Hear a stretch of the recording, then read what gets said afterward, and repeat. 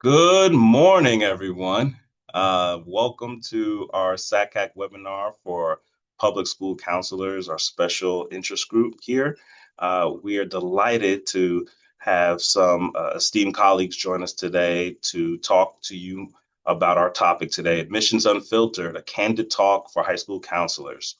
I am Myles Robinson. I am one of the co-leaders for this special interest group. And so we're going to just jump into some quick introductions along the way and get right to the content. So quickly, we have our agenda items. It looks like a lot, but we'll be moving pretty quickly through these things.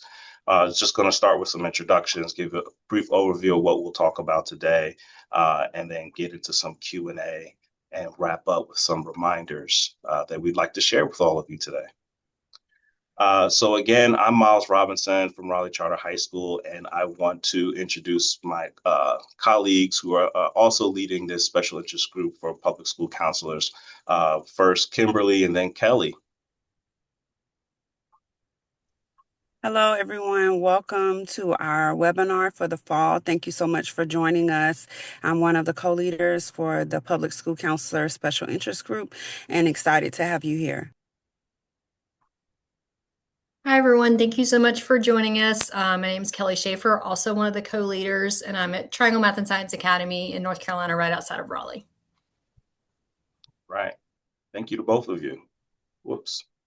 Just a quick reminder of our purpose for today's webinar. We wanted to bring together some of our colleagues across the desk from their perspective, and also many of them have school counselor experience in their background, so they can certainly see both sides of how this works in supporting our students. But briefly talk today about best practices on how to strengthen collaboration here. And so we highlighted a few of these bullet points, which we'll hopefully jump into more in the next few minutes. Just a brief introduction of all of our panelists. I think we have you listed here in alphabetical order. If we could just go one at a time, briefly, your name, which institution you're representing, and any other fun facts you'd like to share with our attendees today, starting with Whitney. Good morning, everyone. Thank y'all so much for joining us. My name is Whitney. I am one of the regional admission counselors at East Carolina University, primarily serving kind of the Raleigh-Durham area. I'm also serving as currently as the interim associate director for transfer students, so also working some with our transfer students as well. Have been in higher education for about 13 years now, working at a private institution, another UNC system institution, and then now at ECU. So excited to be here, and also was previously a school counselor, so had done a little bit of everything. So I'll pass it over to Allison. Hello, good morning, everyone. My name is Allison Brown with the University of South Carolina. I am a regional representative based in the upstate area, if you're familiar with the layout of South Carolina. And so I recruit students across really everything north of Columbia. This is actually my 20th year in higher education. The majority of that has been spent on the college admission side. I've worked at a few different types of institutions, so I'm happy to share and connect with you all. So thank you for the invitation, and I believe I will turn it over to Andrew next. Good morning, y'all. My name is Andrew Hunsinger. I work at the University of Vermont. I am one of our regionals. I cover the whole Southeast, so basically I cover all y'all. I live just outside Durham, North Carolina, though, previously from upstate New York and lived in Vermont for a long time. I've worked at schools, 40,000 undergrads and as small as about 800 undergrads, so lots of different institutions. I have not been on the high school side, but I'm really excited to connect with y'all and just share my information, and I will pass it over to Rachel. Good morning, everyone. My name is Rachel Hopewell, and I'm a regional admissions advisor for the University of Alabama. I am based in Raleigh, so Rachel from Raleigh, and I cover Eastern North Carolina, Alamance County to the coast. And I have been on both sides of the desk. I started my work in higher ed as a campus tour guide back in 2000, so it's been a long time. And I was also a high school counselor for 6 years in Wake County Public Schools in Wake County, North Carolina. And so I just want to thank you all for the very important work that you do. So thanks for joining us today. All right. I think that it's everybody. And so with that, I am going to pass the duties over to Kimberly to facilitate our discussion while I'm manning the slides today. Kimberly, please take it away. All right, let's get to the reason that we're here. Again, thank you so much to our panelists.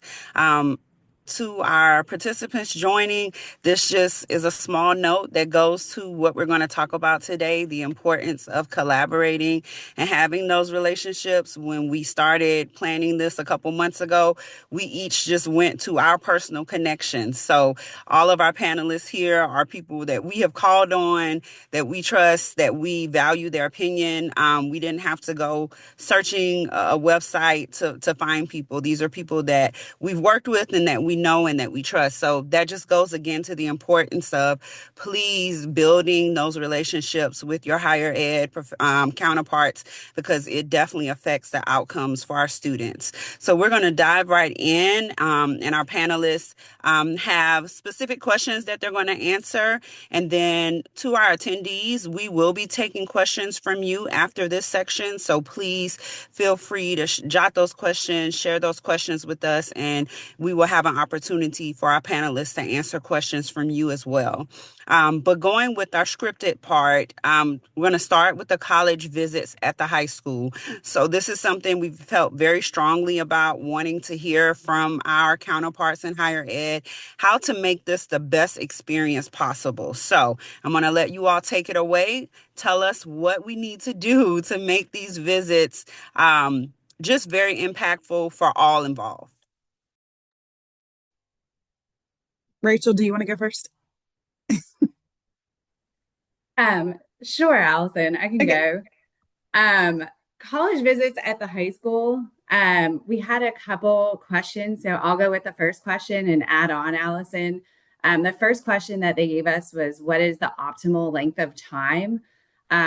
Example, 30 minutes, 45 minutes. We see a wide range.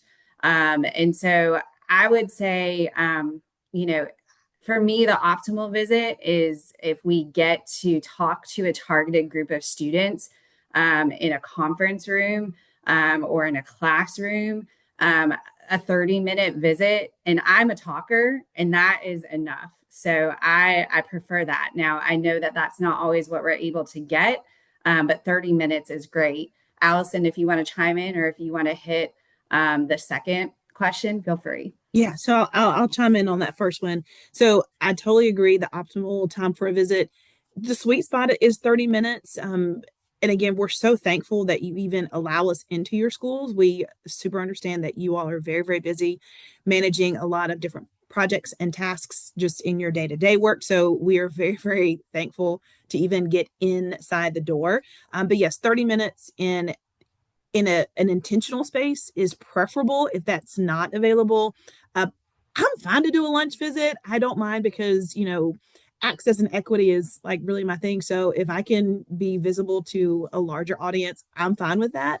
But we too are also managing, very busy travel schedules. So if we can get into 2, 3, or 4 schools at 30-ish minutes apiece, then we can also maximize our work. So even if you can come during lunch, but just know that the seniors will be at lunch at this time. Even that's, helpful just to be more intentional about us being in the space, and then who we may be looking out for in terms of that time inside your schools. And Rachel, I think this is good. I'll just toss it back to you. Okay. Yeah, and the second question that they sent us was, what are your expectations for student preparation before a high school visit, and how can we help ensure students come with thoughtful questions? I feel like I'm trained to just meet students where they are, and we visit a wide range of schools, and we have a wide range of visits. And so whether we have a designed, lecture style or interactive style, or whether we are in a lunchroom, you're going to have a different kind of visit either way. I think one of the best things is, and this is if I'm on my game, and I'm not always on my game. And I know when I was a high school counselor, I had 471 students on my caseload, which was a lot. I try to get my list of applied seniors out to you all. That's ideal if we can get passes to them to come down. And there are question, sheets that I know you are having junior and senior conferences with your upperclassmen in your meeting with them, just getting them to think of stuff. And that's great. But we're also just trained to meet them where they are. So don't feel like you have to have them trained ahead with questions. But if you are, that's great. Just know that we're also ready to meet them where they are. Allison, anything you want to add on this? Yes, that is excellent. We are ready to meet your students where they are and to support the work that you do. Again, we're just very, very thankful that we can even get inside the doors. But the only thing else I will add is as soon as we can agree on a time, date, and place for the visit, we would love just for some additional advertising. So every college, at least every college that I've worked with, and I believe that's a best practice on the college side, is for us to send invitation information to the students in our system that we want to see, whether it's accepted students, so our seniors or seniors and juniors or just juniors. We have a way to craft communication on our end, but it is lovely to also have just a quick note from the school counselor side, whether that be through your email platform to parents. I've seen newsletters or like bulletin posts on school websites. We actually have a digital poster that I send to my school counselors as soon as the visit's confirmed. Hey, thank you so much.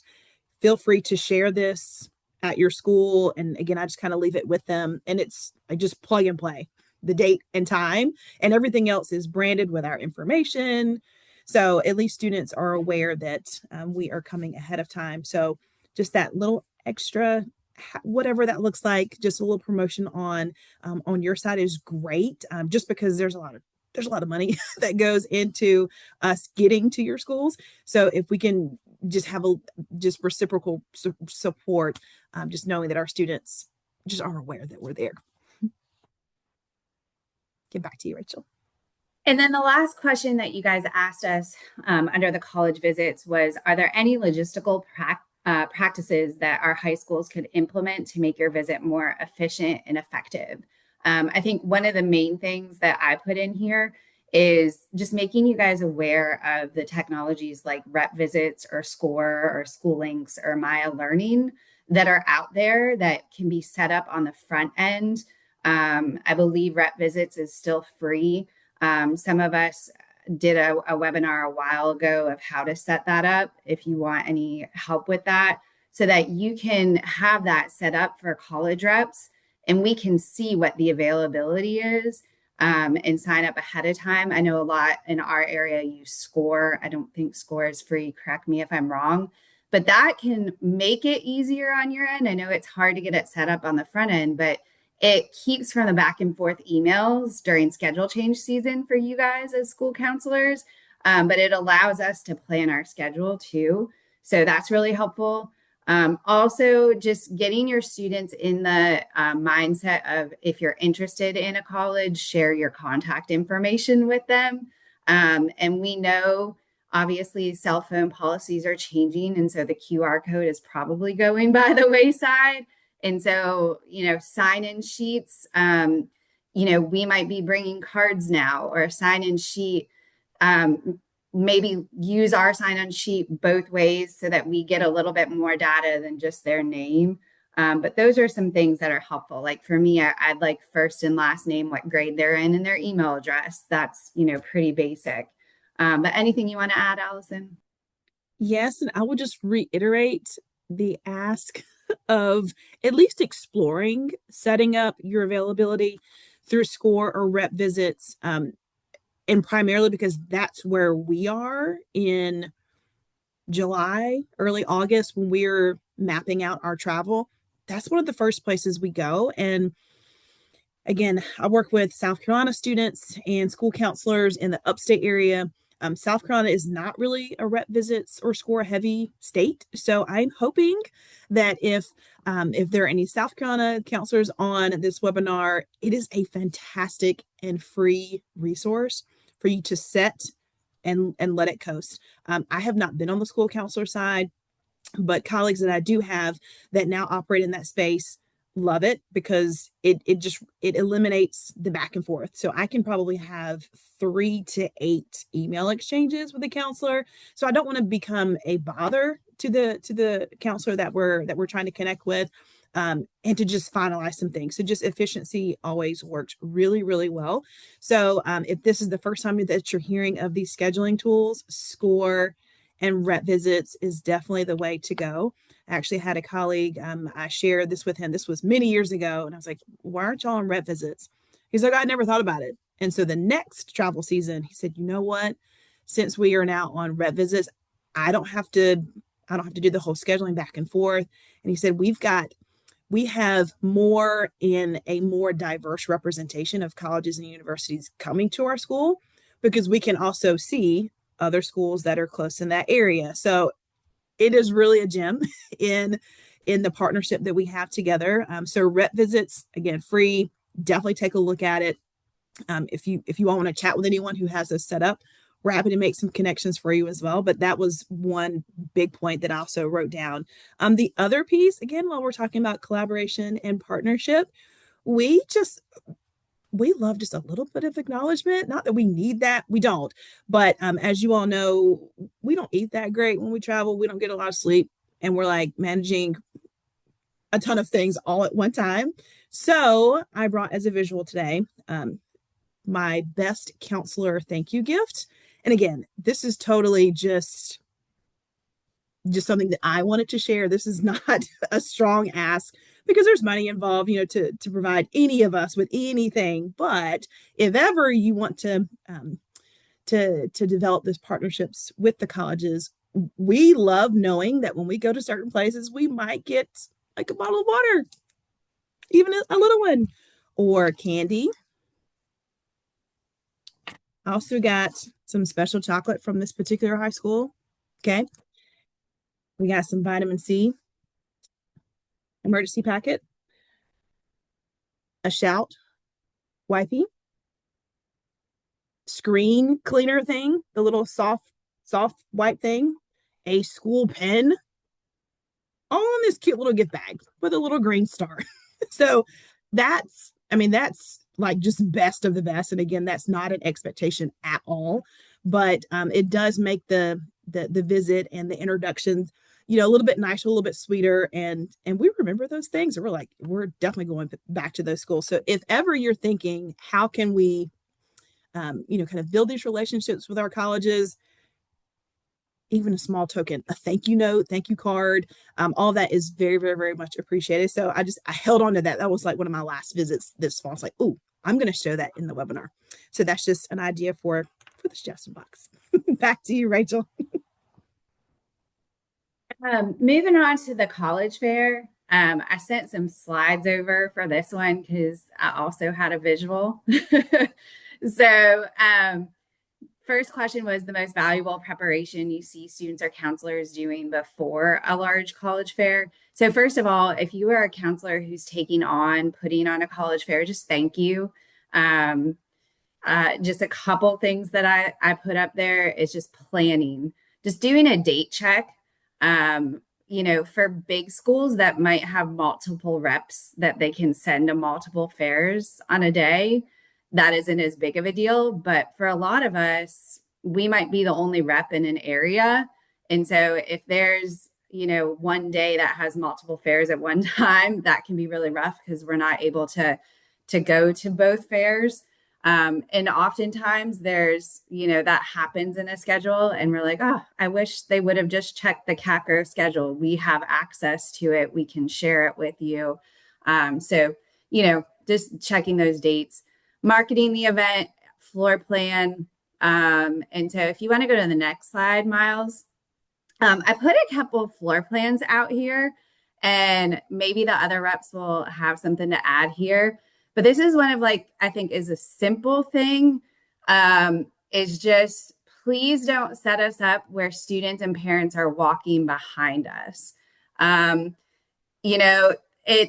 It seems like just a simple ask, but these are two setups in the arrows, and I hand drew them, so I'm sorry, but you'll see the gym entrance at the top. You can do like tables around the outside of the gym and then a circle on the inside, and the arrows are facing, so like the reps are facing each other and the students walk around, but just try to keep so that parents and students aren't walking behind us, because we have our personal belongings. That's just I think a big pet peeve. And if you want to go to the next slide, Myles, just another, like, we don't mind if you put the tables in the middle of the gym, just have the two rows backing into each other, so we're back to back. That's fine. So like Allison is facing towards the gym entrance and I'm facing towards, the next row. Totally fine. Myles, if you want to hit the next slide. This is like, we cringe when we walk into a gym and like the tables are set up like this and we're all facing the gym entrance. And I know this is very simple, but like all the kids are walking behind us. We have our purses, we have our laptops. So just a quick ask on that. And we know, like, you guys are asked to be creative with spaces. We've been in cafeterias, we've been in media centers, we've been in hallways. Even those spaces, we've seen counselors be able to arrange them in ways where we're not back to back. And feel free to like ask us, we can help too. Myles, if you want to go to the next slide. Just a couple more wish lists, and Allison, I went long on this, but you can add 1 to 2 hours maximum. I don't really think there's any need to ever go more than that. Honestly, most fairs can be 1 hour. If school-based, 1 per year is usually the sweet spot. If assigning tables to colleges, think about it. I will tell you, I attended a college fair once where they had 2 gyms and they put all of the in-state schools in one gym and all the out-of-state and trade schools in another gym. And it was awful. In North Carolina, a lot of our students are hesitant to look at out-of-state schools and trade schools. Nobody went in that gym. So all of us gave up our evening and our time, and barely anyone walked in our gym. I've seen, so just be careful. I've seen that mentioned in articles before, and I lived it, and it was really rough. So think about that. And then do know that there's code of ethics out there to think about. And if you want to go to the next slide, Myles, just other things to think about that we've lived this experience. But the code of ethics just thinks about how when you set up a college fair, you probably won't have a code of ethics, but just thinking about table placement. If you have like a big school, like here in North Carolina, UNC and NC State are really popular. Those lines might get really long. So you might want to intentionally place those schools somewhere where their lines aren't going to get in the way of other colleges' lines. Or sometimes the military will have students doing push-ups, and they don't care if their kids doing push-ups are in front of the other tables. And so just think about where the placement is. So just think about that too. And then just some basic tips. But Allison, I've talked too long, so chime in, please. No, this is great. This is amazing. So a couple of things that I wrote down, but just to pause for some clarification. So the CACRA organization is a Carolinas-based organization. So if there are school counselors from Georgia and other states within SACAC, we're referring to how the Carolinas organization provides a lot of this information. If you're in Georgia, Georgia Probe may be something to look into. But in terms of preparing for college fairs, StriveScan, which is also implemented through CACRO, is golden. And again, we understand the cell phone ban policy. Most everywhere that I've gone in the past year and even before this year have allowed students to use their phones to scan and interact with college reps. But it is so efficient, and it creates more time for us to talk to the student. It also gets accurate information into our databases so that we're not trying to decipher a T from a Z and all the other things. And it gets communication to the student much, much quicker than us having to rely solely on the information cards and sheets that we bring. So if the college fair is a sanctioned CAC Girl event, please, please, please take just 15, 20 minutes to understand how to set up StriveScan for your students. You can auto batch their information. You can have them do it directly. It's really, really efficient. So take advantage of that. That's something that the colleges are already paying for. When we pay to come to your college fair, that's a CACRO event, we are paying to use the StriveScan. So we are already equipped with it on our phones. We just largely ask that you help us get the students prepared as well before that college fair. I'm not super picky in terms of like student etiquette. Again, I've been doing this a long time, and I've seen I've seen an evolution of student behavior. Not a lot of students like to talk, which is okay. We can work with that, but at least having one question is just a great starting point. Again, we're well trained and we're ready to, help students understand kind of what they're looking at, what they should be thinking about. But I think, what is one question that students would want to ask the colleges that they're interested in is a great way for you all to help prep them ahead of time. It doesn't need to be much more elaborate than that. Just get them to think of one question, and then a conversation usually evolves from there. One small ask that's kind of on the quirky side is to kind of steer clear of the bingo type question sheets.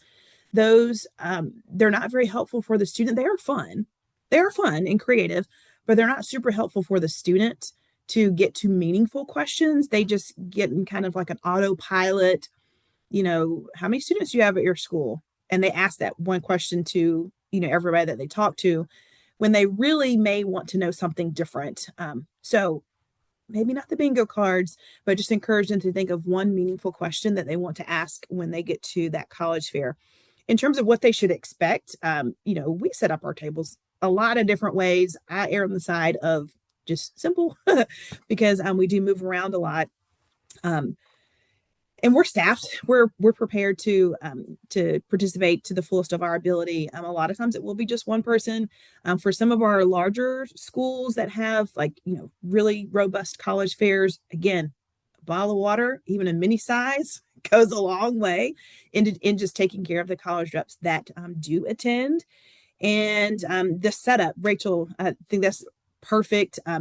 We're just also mindful of just safety. Like, yes, we have our personal belongings in close proximity of us, but we're not in your schools all the time.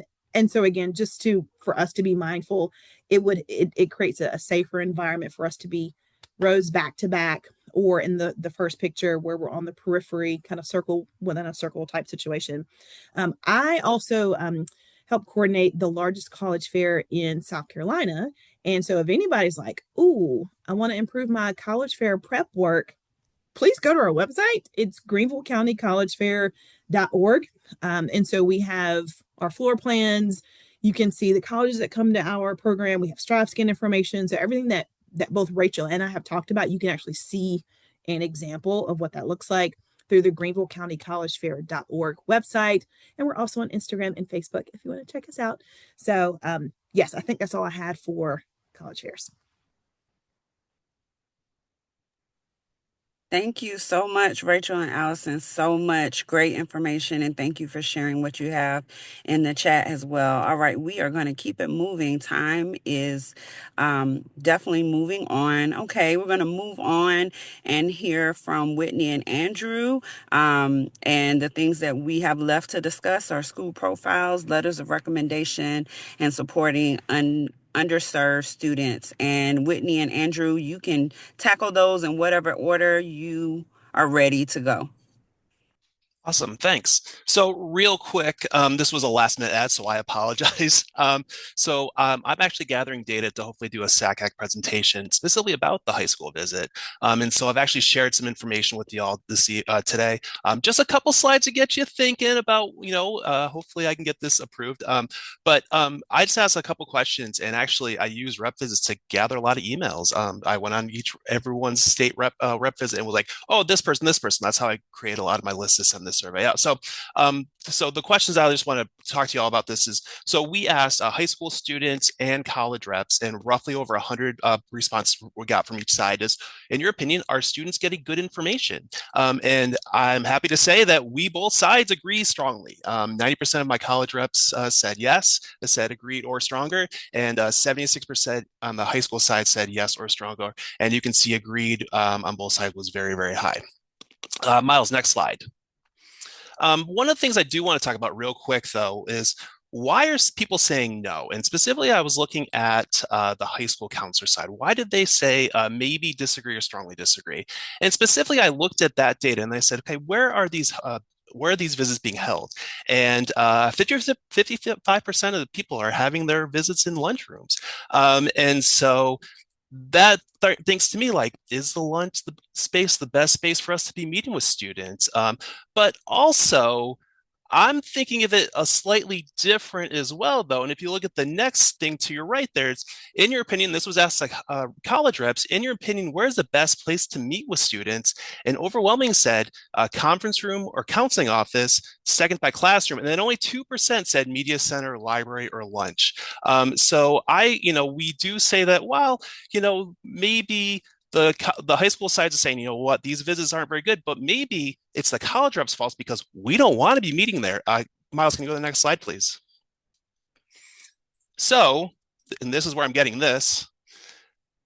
In general, are you willing to do a lunch visit by yourself? 57% of response said unlikely. They would not do a lunch visit. So we, as high school or as the college reps, are saying, you know what, this is a lunch visit. This is going to suck. I don't want to do this. So we might come in with a bad attitude. So now my high school side is saying, well, of course these aren't very good because my college reps aren't excited to be there, right? So I just want to point that out. And again, but if you look at the next slide I'm sorry, not to the next slide. Don't go to the next slide. To my next graph there to the right, it said, if you do a lunch visit with multiple schools, how likely are you to visit? And that 57% unlikely only jumped down to 37% unlikely. So something to think about, if you only have lunch visit availability, think about inviting multiple schools to that, because schools, college side is much more likely to come if you have other schools coming with them. Myles, next slide, please. Most importantly, though, and I think this is a lot of context as I think about what we really want to get, is what are the two most important things that are being covered in the high school visit? And both sides agreed, the admissions process and academic programming. Those are both the two most highest things. And I asked for two on each side, and this is the response that we got. So, but I'm really glad we both agree on that. So I think it's something that we think about we're doing as, we think about questions students want to be asking, what did the admissions process look like and what academic programs do you have? I think that's going to be very crucial for what's going on. So that's the end of my slides, but now let's talk about high school profiles real fast, because that was the question they asked me. So the question was, what are three most important things that you should see on a high school profile? And I really thought about it, and I didn't come up with three. I came up with a lot, unfortunately. So I will say I am coming off a reading season. I just spent the last 6 weeks just reading applications. That's all I did for the last 6 weeks. My brain is shot, and I feel very overwhelmed. But the high school profiles were so helpful when reviewing applications. And I will say, while I do read for the whole Southeast, I also read for Northern Jersey. I also read for West Virginia. I also read for Oklahoma. So sometimes when your counselors, the high school, the college said, when we're reading applications, we're not just reading our territories, we're reading other areas that we have to think about. So think about if your students are applying to like the Northeast, for example, is there a Southern rep? There may not be. So that person who's reading that application may have no reference point to your school in Georgia, Tennessee, wherever that might be in the Southeast. So you got to think about, what do you want to have on that high school profile? So the couple things I came up with were grad requirements. So our students have to take 4 Englishes, 3 maths, 3 sciences, whatever it might be, whatever the state is dictating and or whatever your school is dictating, we want to see that. At the University of Vermont, we ask that our students do have a foreign language requirement, but in some states like Alabama, they don't have to have a foreign language to graduate high school. So I need to see that on the application or in the school profile, so I can indicate on my checklist when I'm reading that app, like, oh, school does not require foreign language for the student to graduate. And it's just helpful from my standpoint, but it's also help to get your student in accepted into the university. On top of that, grades. I know this sounds super easy and you think A, B, C, D, or 100 or whatever, but like, what's an X? What's a WD? What's a P? What's an F? Like there's all these things that kind of come into a factor. I literally came across one the other day. I was like, what's an X? I have no idea. I don't know what an X is. So I had to kind of figure out what that was. Courses. What courses are you offering? I think sometimes we see courses within our state systems. We think, oh, this is very easy. This is very straightforward. But for example, financial literacy, is that a math class? Is that a social science class? Is that a history class? I don't know. And some schools take that slightly different. Some things came with like econ. It can be a social science class, but it also can be a math class. So again, every state's gonna be a little bit different. So I would say that. But definitely you want to list the number of APs you have on your that you guys offer, because that's going to be really important. If you offer honors classes, also that's important. If you don't offer APs, that's also really important. I know there's schools here in North Carolina that don't offer AP classes. So when I'm reviewing apps and I know that that school doesn't offer APs, when I have to bring that student to my committee, I have to say, listen, this school doesn't offer AP classes, but this student's taking the highest rigor that their school offers. So that's going to be really important to understand. So if you don't offer APs or offer honor classes, again, please list it in your school profile. I think that's really helpful for us. And that's generally what I think. And I know some of my colleagues might disagree or might think differently. But again, as someone who reads all sorts of different applications in all sorts of different states, again, those are the things I'm going to be looking for. They're going to help me make the best decision for your students. And Whitney, I think I'm passing it to you for what's next. Yeah, absolutely. Perfect. Thank y'all so much for that insight. Super, super helpful. And I'm going to talk to you all today about letters of recommendation. I know that that is sometimes an important part of your role as a school counselor, college advisor. And so there are really a variety of different things that I think can really, genuinely move an application.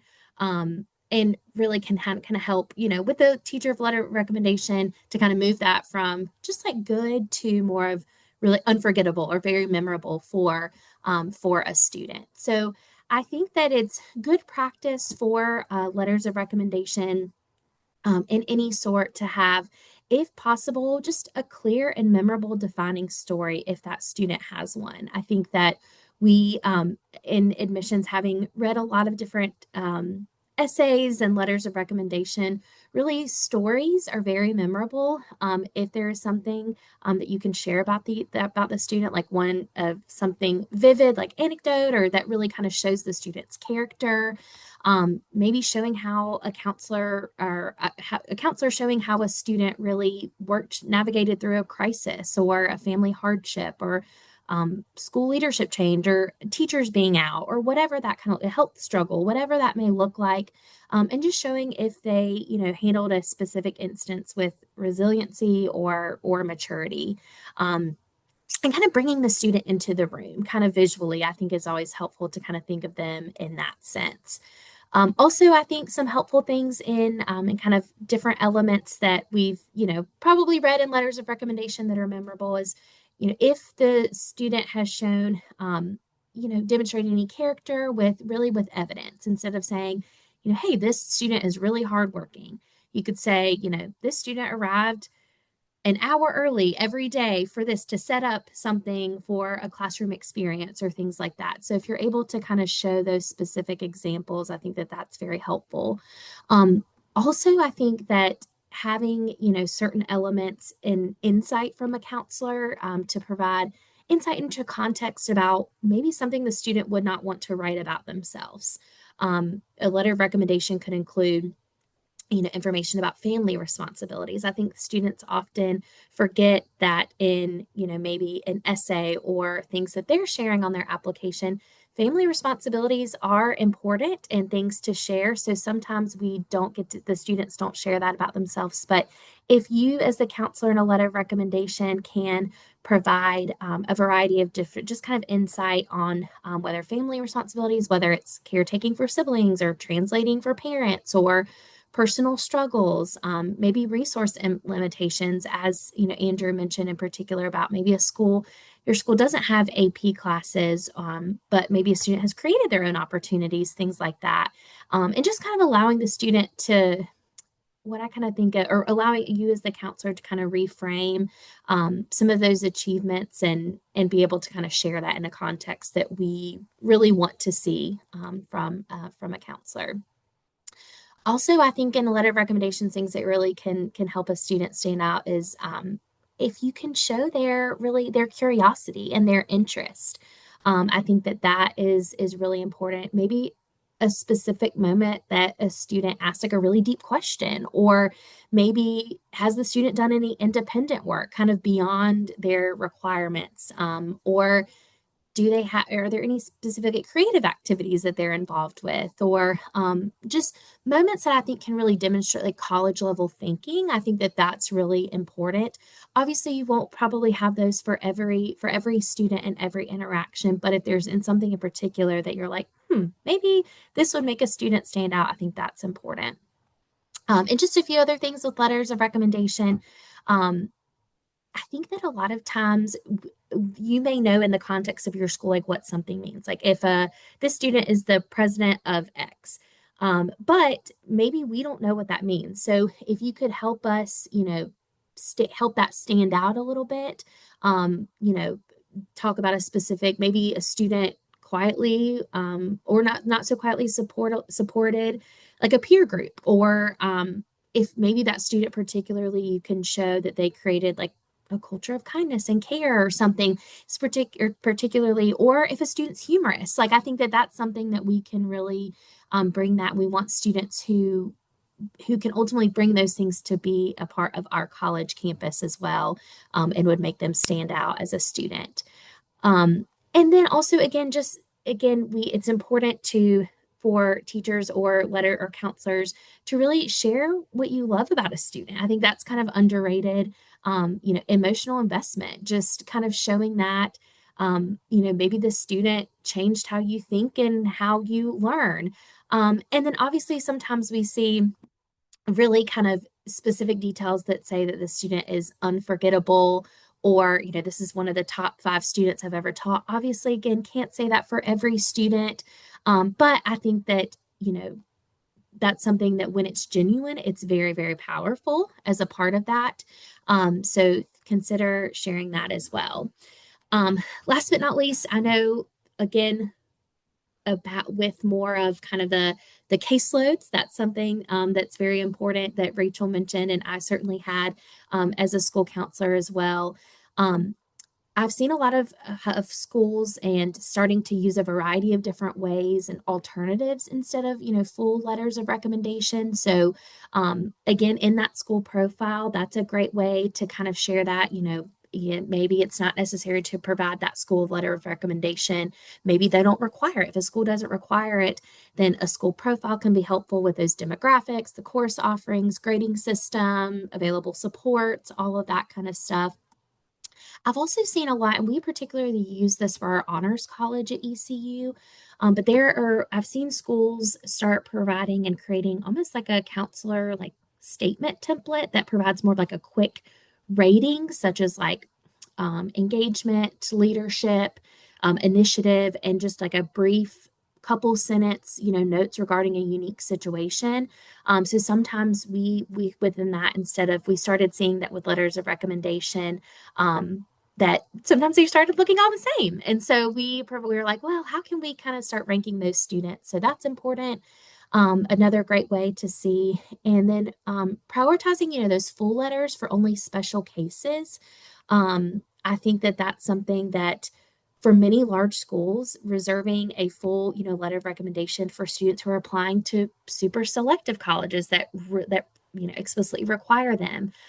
Students with really exceptional circumstances, like very either strong academics or a personal hardship. And others, other universities, and like for us at ECU, when I've been at this institution, sometimes letters of recommendation aren't, and some are, and some aren't required for that. So again, I think often reserving kind of those for, that might be a good practice. Again, with students applying to a variety of different areas, that's really hard, but certainly keep that in mind as well. I can talk a little bit about supporting underserved students, but want to be careful of time. Myles, do we have time to talk about that for just 2 to 3 minutes? I think we're going to skip that, Whitney, Okay. so we make sure that we allow time for questions from our participants. Okay. But thank you so much for the detailed information on letters of recommendations. Participants You can enter your questions in the Q&A section, and we're going to allow our panelists a chance to answer them. I do note that there are a couple in the chat. One in the chat was talking about how colleges, if our college reps can share, are there conversations, if you could share quickly, if there are any conversations about thoughts or feelings about high school counselors using AI. Last year we did a webinar and partnered with College Vine, who has some pretty phenomenal system set up to help high school counselors draft letters of recommendation using their AI technology.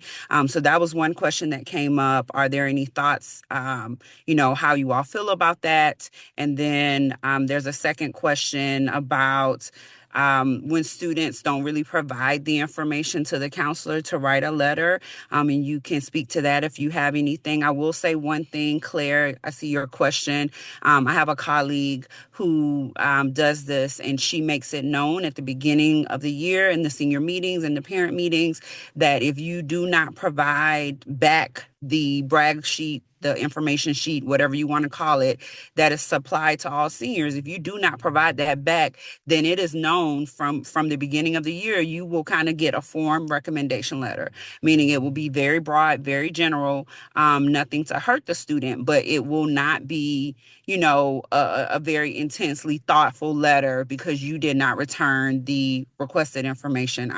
I tell my seniors I have two things, a resume and an info sheet. If they don't return those, I don't write the letters until I get those back. So those were two questions about AI. How do counselors move when they don't really have the information they need to write the letters of recommendation? Here, I can start if that's all right. Again, I've been in knee deep in application reading. I actually wrote down an example of one that I read this year, and it was clearly AI. And it talked about how great the student was in sports. Student's not an athlete. It talks about how great their junior year academics were. Student had a 1.7 GPA. And it talks about how great her journey was through school. It was a male student. So it was very obvious that the person used AI to write this letter of recommendation. And now every time I see that school, I'll be like, well, did they actually write this or is it AI? Now there's a taint, there's this feeling that I'm going to feel like that's like, I don't trust this recommendation. So I think personally, if you're going to use AI to get some ideas flowing, that's fine, but don't specifically just use AI and throw it onto a piece of paper and hit submit. On top of that, I will add a little bit to, seeing letters of recommendation. I know it can be really hard when you have really big caseloads and if you work at a very large public school. When I see those letter of recommendations that just say, I cannot evaluate this student, great, perfect, move on to the next. I think sometimes being upfront with your students, be like, listen, as a school counselor, I can't write you a letter of recommendation. So ask your teachers, ask your religious figures, ask your Boy Scout, Girl Scout leaders. I think that's who they really need to go to sometimes. And again, I read a lot of recommendations this year. Some of them really, some are good, some bad. And we know when you copy paste and just change the student's name. We know because we read them all the time. I'm not specifically calling anyone out, but there's definitely some big schools here in Raleigh who definitely do that, and we know that. So I guess just be aware of what you're putting down. If just be true to the student, don't necessarily specifically feel like you have to write it. But again, if you know what you're using AI, we'll probably know about it. Andrew, yes, we definitely know. I just had one yesterday. We too here in South Carolina have some big name schools. And so the copy and paste it's pretty obvious. But then also AI, as we're learning more about how to use it, we can detect it because in its conceptual form, AI is supposed to develop the more you use it. So by the time you say, draft a letter of recommendation for a student who plays soccer that wants to go to University of South Carolina, it's going to pull things from our website. It's going to pull what we're known for. And by the time we've read a couple of recommendation letters from your school, we're like, okay, they've used the same phrases in, multiple letters of recommendation. So in terms of like drafting it to get started, I don't think that's a problem, but to rely on it so heavily, again, I err with Andrew. If you're not able to fully give a genuine letter of recommendation, checking, I cannot fully evaluate the student. If you have nothing else to go off of, that is fine. I've also noticed that several of my schools will do like senior boot camps before school gets started. Again, I know that's extra work, so I'm not saying like add more stuff to your plate, but that's a time that's out of the weeds before the year really gets started, where you can have that conversation, like Kimberly was saying, like, look, here's the expectation, here's how we can partner together to make sure that you present yourself in the best way forward, and also, have some time, or at least get an exchange with them in terms of what is your focus area. Some of these high schools do it at the end of the junior year, so that in the time that is not vacation time, that is actually like work time, some of the counselors will go ahead and start writing their letters of recommendation in that downtime before they have their actual summer vacation. So there's some pitfalls to avoid, but I think there are opportunities that won't get you there in terms of, what can I say about this student? And I was just going to All right, quickly we have mention. one. Go ahead. Oh, sorry. I was just going to say again, some schools, and I've seen them many a times, as Andrew mentioned, they write a short, just kind of reusable, addition explaining, this is my caseload. We have limited resources, any barriers, and that can be attached to every file to basically keep the expectations reasonable for us, for you all. So don't be afraid to share that as well, just so we can kind of know where you're coming from. Thank you, Whitney. We have 1 minute left, and Rachel's going to answer one question for us that was in the Q&A, and then we're going to go to Kelly to wrap up. So there was a question about how to establish relationships with college reps besides just inviting us to your schools for visits. You're already on the SACAC call today. So reach out to any of us that are on here today. We would love to answer any questions that you all have. If you are able to leave your buildings for any events, whether it's the CACRO counselor luncheons at the beginning of the school year, whether it's luncheons that all of our institutions might host, try to get out for some of those. And also, feel free to use us as resources if you ever have any questions. There are, a lot of ways, but don't be afraid to reach out to us. We greatly appreciate the work that you all do. And we would love to help you all. So just thank you again. And Kelly, I'll pass it over to you. All right. So I wanted to thank all of our panelists for spending their time today. A lot of wonderful answers. One thing I just want to add on to Rachel's, what she said is, if you have the opportunity to do a counselor fly-in where a college will pay for you to come visit a college, that is my absolute favorite thing. And I'm kind of relentless about it. When colleges visit, I'm always asking them if they do a fly-in, because being able to visit a campus and then develop those relationships with your own campus partners is phenomenal. If you have questions about that, just reach out to me separately, and happy to tell you a little bit more about that. So just briefly wanted to talk about just some of the membership benefits of SACAC. Hopefully, since you're all on the call, you're a member of SACAC. But if you're not, just a reminder that it is a free membership because we're public school counselors, and that's amazing. And so many good opportunities to network, to learn a lot. Most of the PD is just like this, so in your office, because we know a lot of you cannot leave your building. All right, next slide, please. And then I wanted to talk about, just in a little more detail, some of the professional development opportunities. All right, so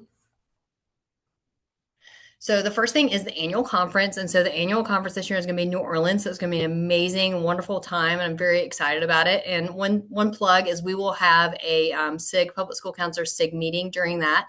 So you'll be able to meet all three of us in person.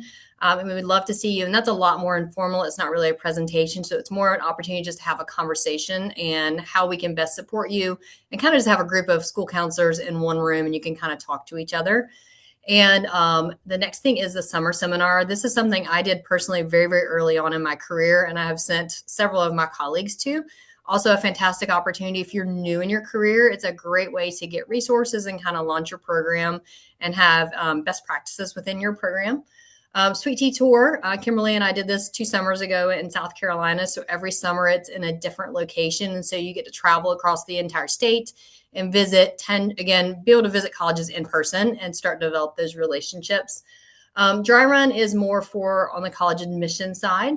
and then as well as these drive-in workshops and these virtual webinars that we have here. And the one thing I wanted to mention that is not on the slide is there is funding available for school counselors, and SACAC will provide funding for you to attend these events. So I know frequently working for public schools, you do not have, it's called the Counselor Participation Fund. You do not have the money to attend events. And I myself have been funded 2 different times, one for the Sweet Tea Tour, and then one I actually went to NACAC a couple years ago that they paid for. And so that made it possible for me to attend those events, and they've been extremely generous. And I know last year when we did the SACAC conference, many of the people in our SIG session were there because of the Counselor Participation Fund. So don't forget about that. And that funding is available for you to attend these events. All right, next slide, please. Okay, and the last thing is, we know that was a lot in 1 hour, and so we would love to get your feedback. And so if you would please scan the QR code and give us, and the form is also linked in the chat as well. If you would give us a little bit of feedback, both on this presentation and how we can improve and how we can best support other public school counselors, as well as we'd love to know a little bit more about who is in attendance at this event.